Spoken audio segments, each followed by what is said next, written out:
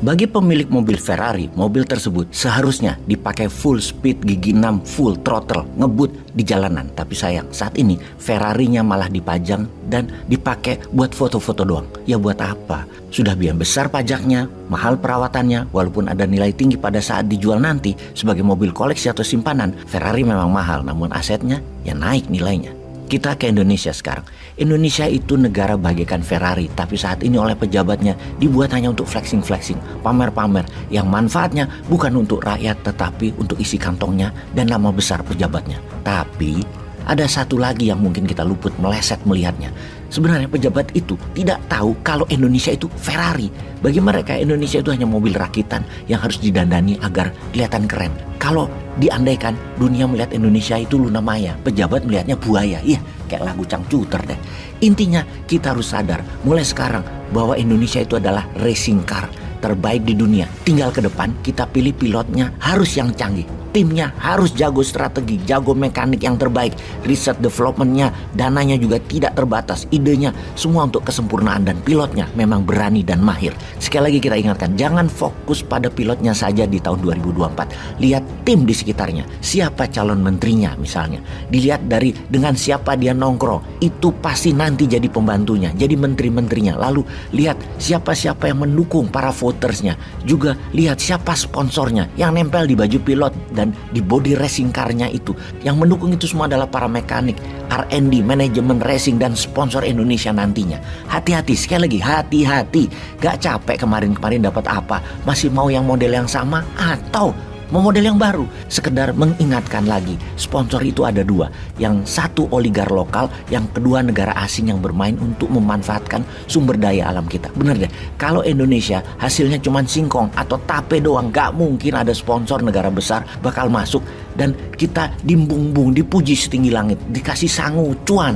Sponsor asing itu gak butuh kebanyakan singkong. Mereka butuh nikel, butuh minyak bumi Indonesia, butuh batu bara dan sumber alam lainnya. Itu sponsor asing.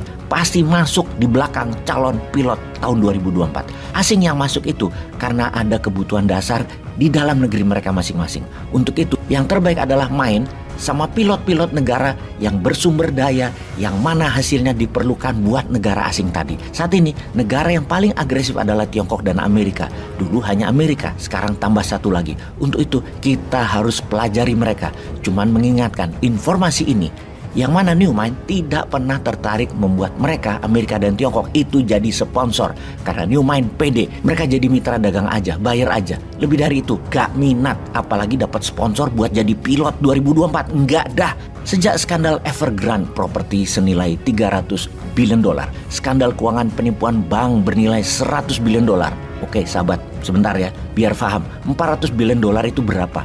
400 billion dolar itu 2 kali APBN Indonesia yang sekitar 2.500 dolar rupiah per tahunnya. Wis kebayang yo, kita lanjut cerita dalam negerinya Tiongkok.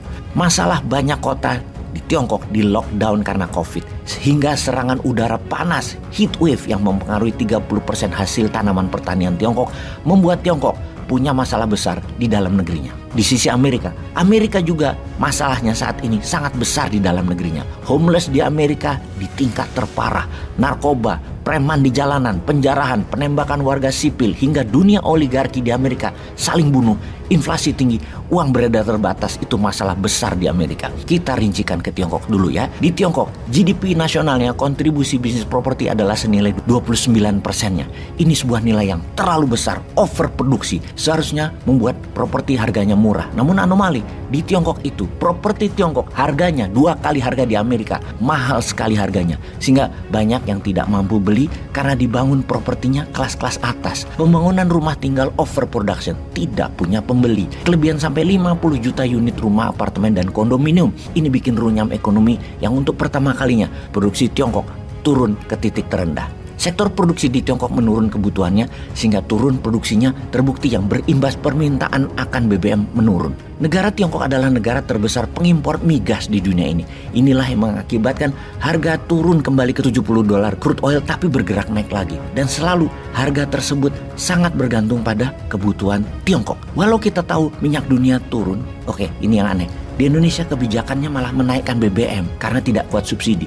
Subsidi, pocah. Jadi kesimpulan analisanya adalah kita mengerti mengapa Tiongkok memanaskan mesin perangnya. Di Ladakh di perbatasan utara India, Tiongkok memprovokasi India. Di Selat Taiwan, Tiongkok juga memprovokasi dengan gelaran pasukan militernya di sana. Amerika juga terus memproduksi mesin perang untuk dikirim ke Ukraina dan ke Laut Cina Selatan. Sejarawan melihat kondisi saat ini persis seperti awal Perang Dunia Pertama dan awal Perang Dunia Kedua. Semuanya diawali dengan krisis ekonomi. Krisis ekonomi berkepanjangan ini bisa menjadi trigger untuk Perang Dunia Ketiga. Yang kalau dua negara Tiongkok Amerika sudah tidak bisa menangani masalah dalam negeri masing-masing, jeleger, lakukan great reset aja sekalian. Perang. Nah, kalau begini jadinya piye, Jal? Indonesia siap?